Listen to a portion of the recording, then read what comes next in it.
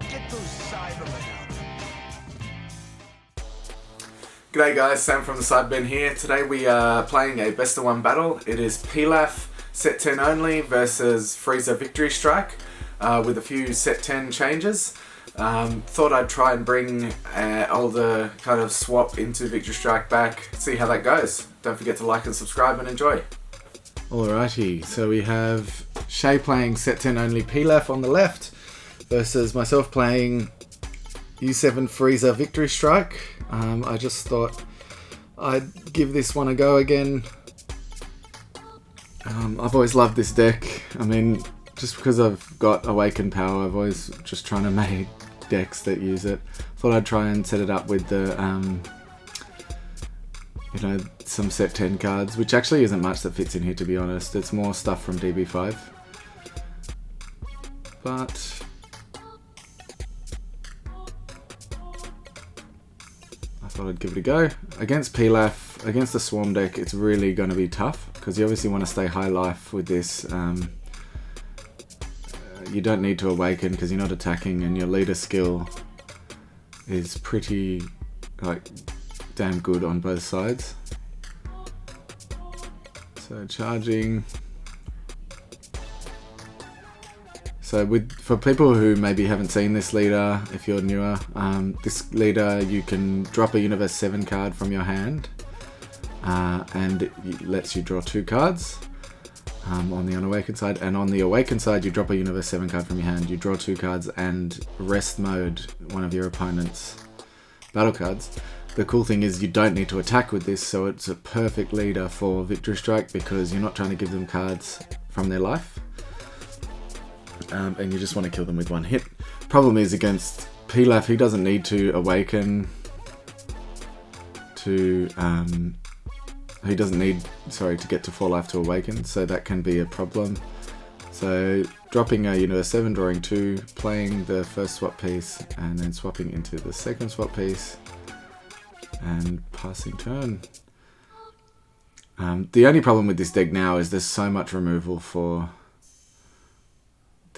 barrier cards, so getting them out is not that easy, and keeping them out, I should say. Tapping 1 to play another Mai. Got the top 5.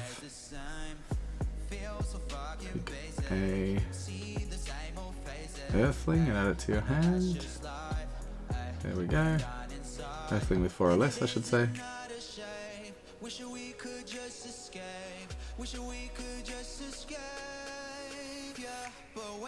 think I was waiting for my food from Uber Eats. Tapping 1 to play Bulma.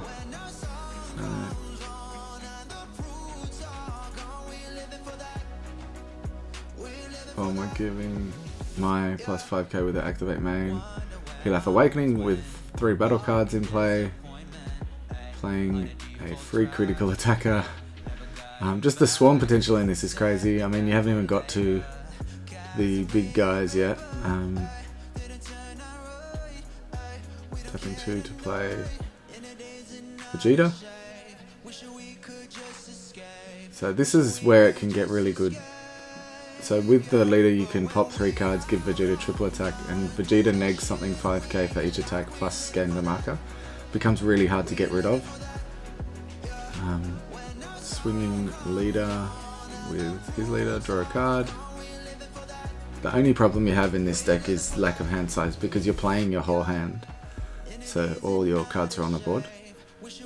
I think the best way to play this would be to attack with Tao and then use Vegeta's -1 to give one of the Mai's 5k, because one of them already has 5k from Bulma, so then you can attack pressure with both of those Mai's and then pop the Tao and the 2 Mai's to give the Unison triple attack. That Bulma super combo, it's good as a super combo, but you need to have 8 life between you and your opponent. It's a bit annoying, 8 or less life.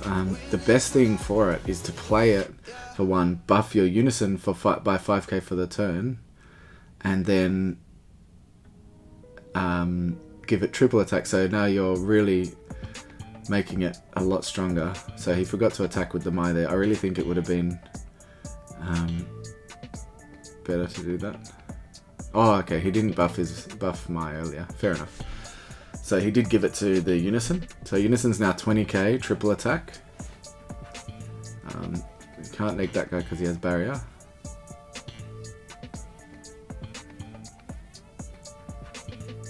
I'm like, yeah, I'm just gonna have to take this because it is not happening. So see how he's plussing, each time he attacks he's plussing, and it just makes it so hard to deal with. Super combo, draw one.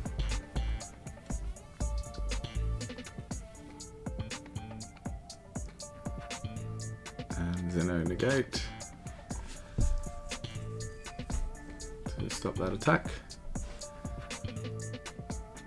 And I assume he will be passing turn.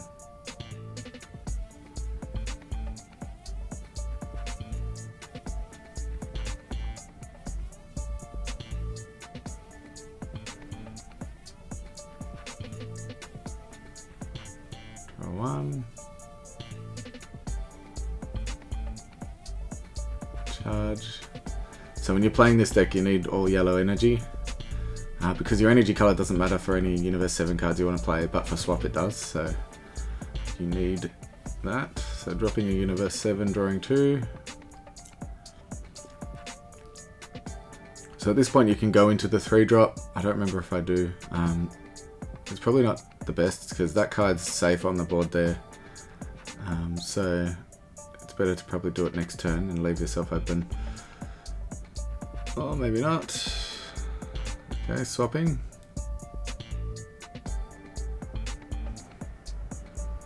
Oh, okay, because I can awaken, I guess. Switching the bomber to rest.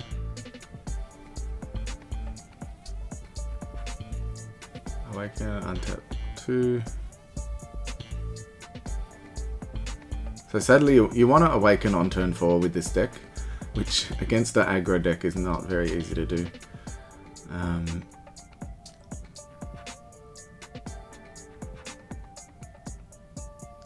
Use the skill to drop a Universe 7 and draw 2.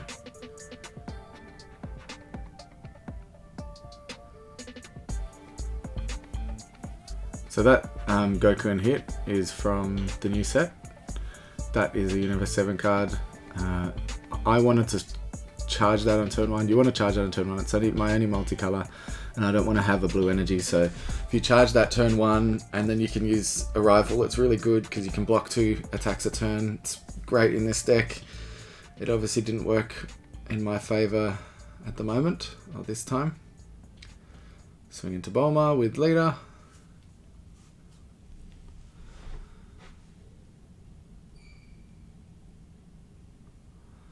Hand size isn't a problem, obviously. I also run the Gogeta Unison in this deck. I didn't get to play it this game, I don't think, but it does work nicely. You see your whole deck with this build. If you get the Gogeta Unison out, you can mill yourself out really easily. You have to be careful. This deck draws so much. You got a lot of searches as well in your deck, so it's pretty damn crazy. So here's turn 3. For Pilaf, turn 3 means you can play all your battle cards quickly.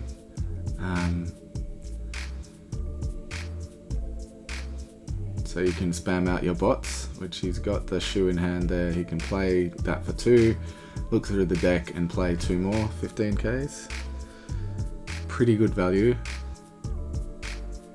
Especially if you get the 1-drop shoe, you play it on turn 2 and just leave it on the board and hope it survives until the next turn. You're playing it essentially for free because you dropped the 1-drop shoe. So he's gonna play 1 Mai and 1 Pilaf. The promo 15k Pilaf is great if your opponent has a board because you use your leader card to sack it and neg 2 of their cards by 10k. But because my battle card has barrier, it doesn't really matter too much.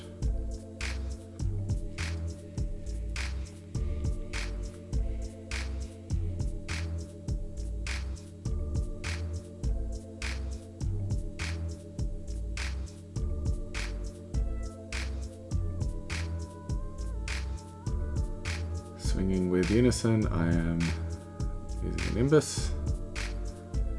It's actually unfortunate that he swung with Unison first because Nimbus doesn't affect Unison, so if he attacked with the leader or a battle card, he could sack all his battle cards and give his Unison triple attack and pressure more.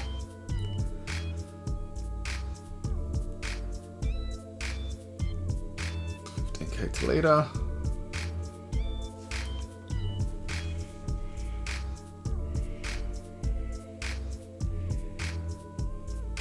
Comboing out.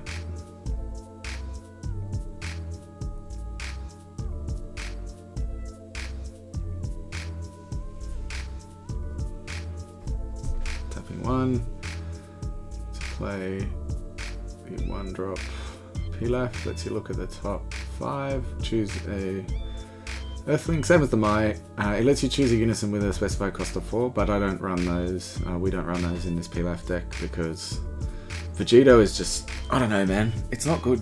It's not good enough. Sin Shenron's better. Vegeta's better. Vegito's 4 energy. If you have to use 4 energy for something, you want to play a Yamcha. It's better, especially if you have, one of your Unisons on board. Let your Yamcha attack active mode battle cards. Done. Go in for 40k triple strike on leader for 4 energy rather than the Vegito that it really isn't that good. Attacking with the battle card and I negate it again. So that is the final attack. Passing turn. So as you can see, Roshi's blue, but because of Warriors of Universe 7 you can use any energy to play him. Charging.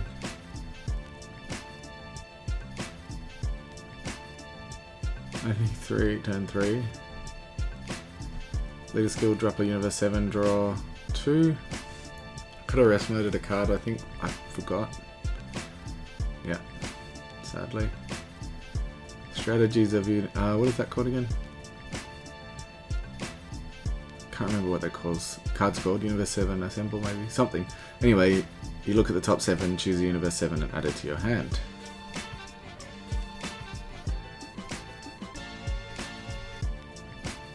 So I was thinking if only I had that before I used the 1-drop. So this guy's activate main from hand doesn't work unless your leader's red, but the tap 3 and blow up the board works. I was just explaining that it doesn't matter if it's red, I can play it for any energy. So if I had 3 energy I could blow up his board, but I do not.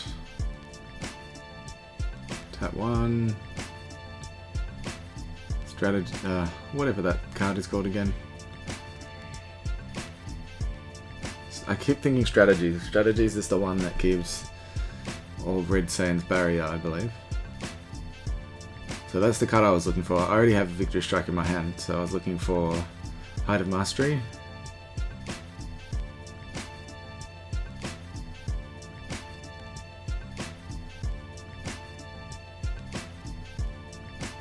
Yeah. Here, let me do it afterwards. Anyway, I forgot to swap rest mode something. Swing into one of them.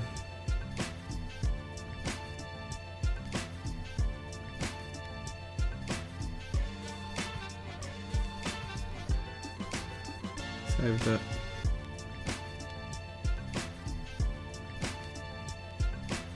Got another Nimbus in hand. Passing turn.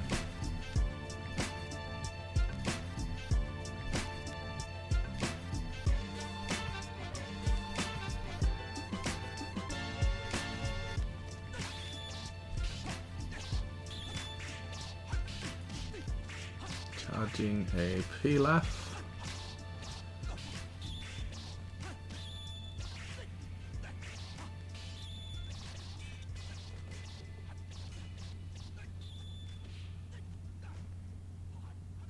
Swinging leader, Nimbus. So that was the smart move to attack with battle card first. So now you can still attack with leader and Unison 3 times.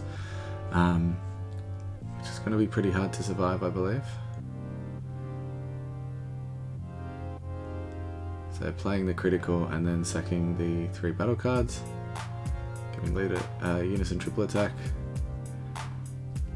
We stopped counting the unison kind of counters, markers, because I said I'm not going to try and kill it because it's just, I don't have enough attacks. And he's negging 5k off my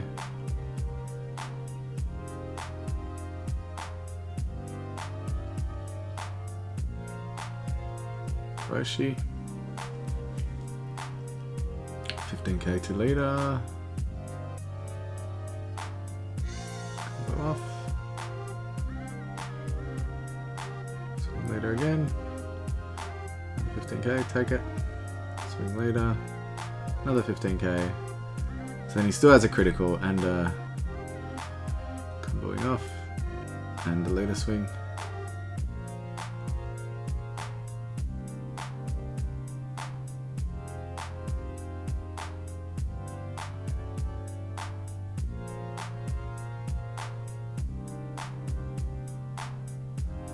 With crit.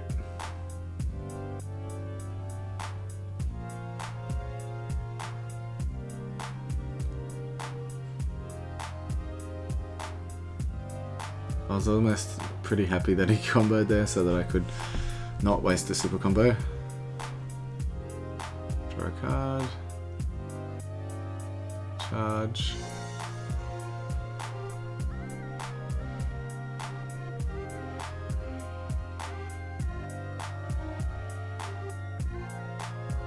A skill to drop a Universe 7, draw 2.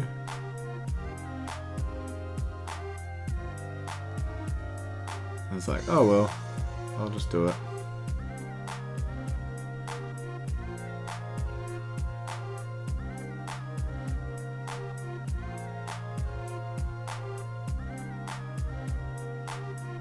Forward to swap.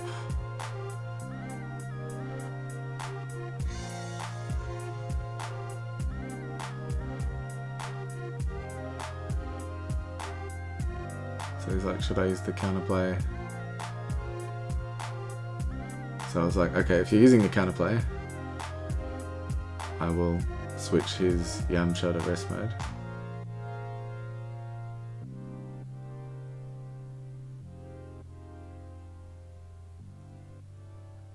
I was explaining that he had to do it in counter window 1, counter window 2 to neg him, and he decided to do that. I think I say, actually, you know what? Now that you've done that, I'm going to rest mode that guy instead of your energy.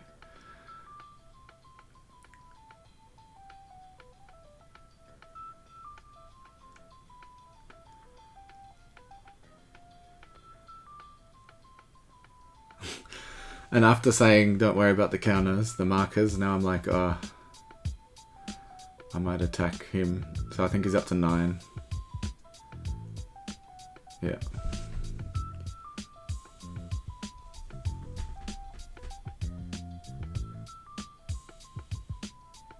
Swing into Yamcha.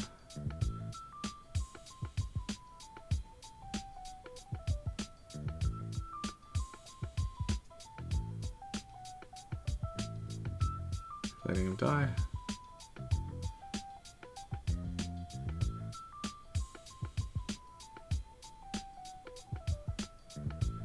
And that was it. I don't know, I didn't know what to do here. I'm like, I can't go into Victory Strike now because I don't have energy. See, that's where all I needed, if I had not awakened yet, which was probably impossible to survive, then I would have been able to untap 2, tap 1 and evolve into Victory Strike, and that would have been game. Like, there's nothing he could have done. As you can see, he only had 1 card, which was Wolf Fang Fist. It would have negged it a little bit, but it wouldn't have stopped him from dying.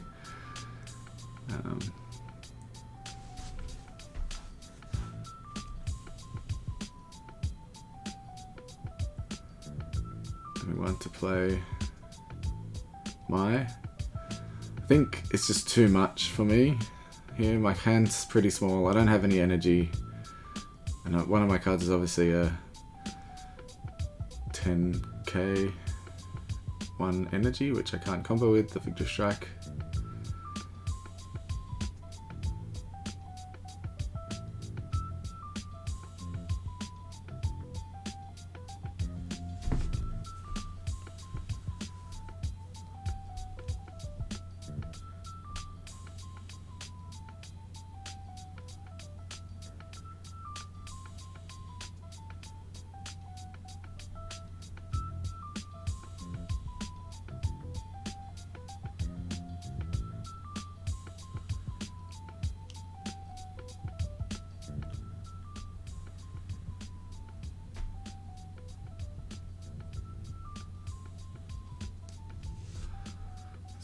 Top 5 again.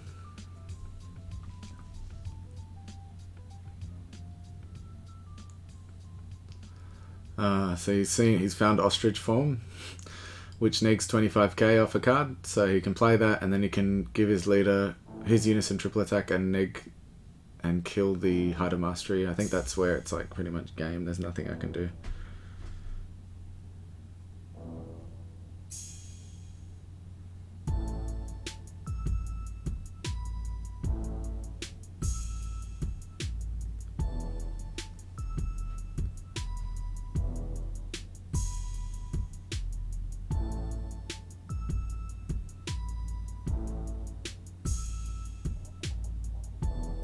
So he's negging his... Probably should have attacked with it first, anyway.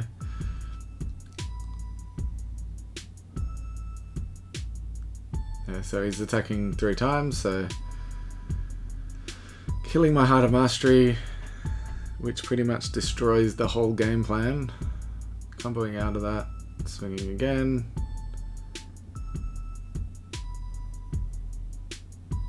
Taking it, swinging again, taking it again.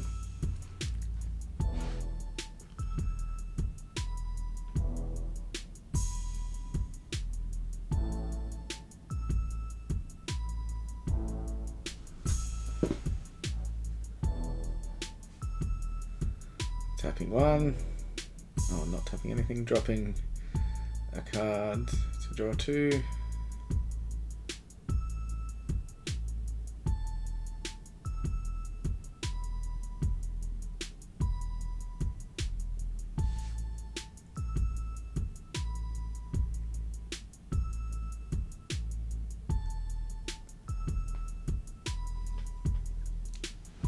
Tapping 1 to look for a Universe 7. So just trying to find defense right now.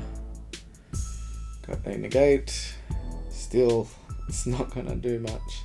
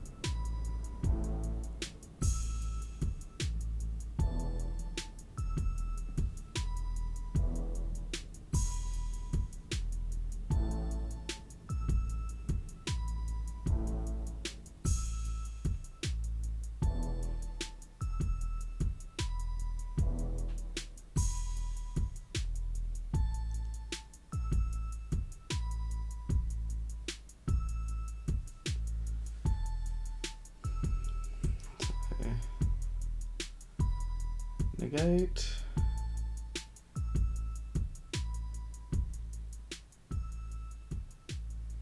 How long can I survive, hey? So this was before Bardock ruling was changed. So you can see Bardock in the Pilaf player's hand there.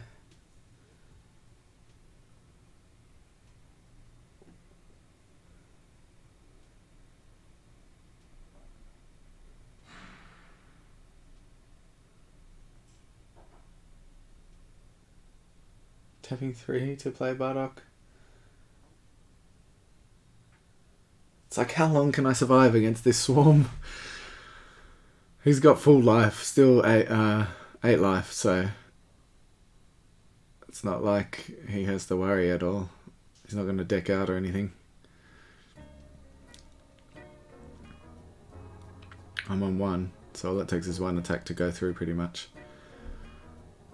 Leader card, drop a Universe 7, draw 2. Tapping 1 to play Warriors of Universe 7, that's what it's called. And looking through nearly my whole deck, as you can see, especially if I got the Gogeta Unison out, I would have drawn my whole deck out by now. But usually the game would be over by now if I wasn't forced to awaken so early.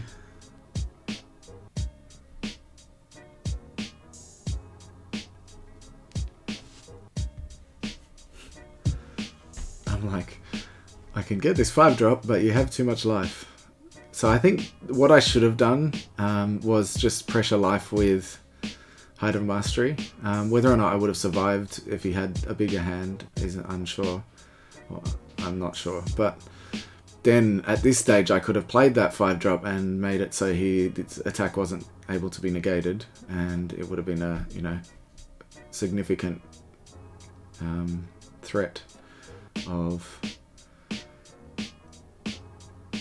30, I think it's 25k triple strike that can't be negated, which is cool. Or even 25k.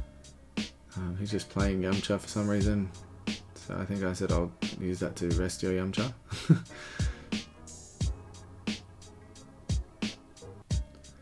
And at this stage I was thinking, look, I've got 6 energy. If I can survive 2 more turns, I can hardcast Victory Strike. It's a ridiculous plan. I don't deserve to be alive this long, to be honest. Attacking Bardock. Honestly, probably should have attacked the Yamcha because Bardock's unique. And Yamcha has combat power and Bardock doesn't. I'm sure I'm gonna give up soon.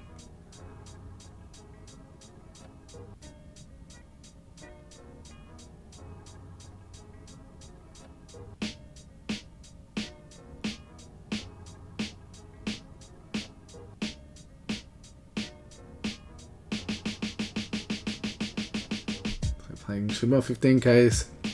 So that's 1, 2, 3, 4, 5, 6, 7, 8 attacks at 15k. It's like, no way I can survive. I don't even know why I'm trying. And unless I had a Nimbus, which I don't.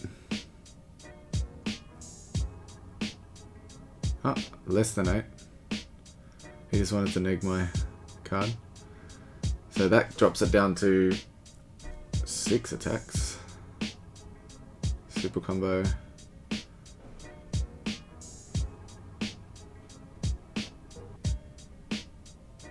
Swing leader.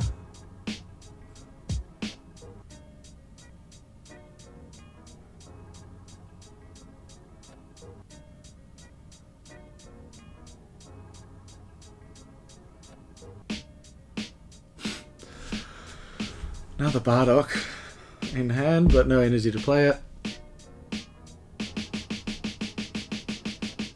Swing leader. Just give up already. I want to tell myself, like, what are you even doing?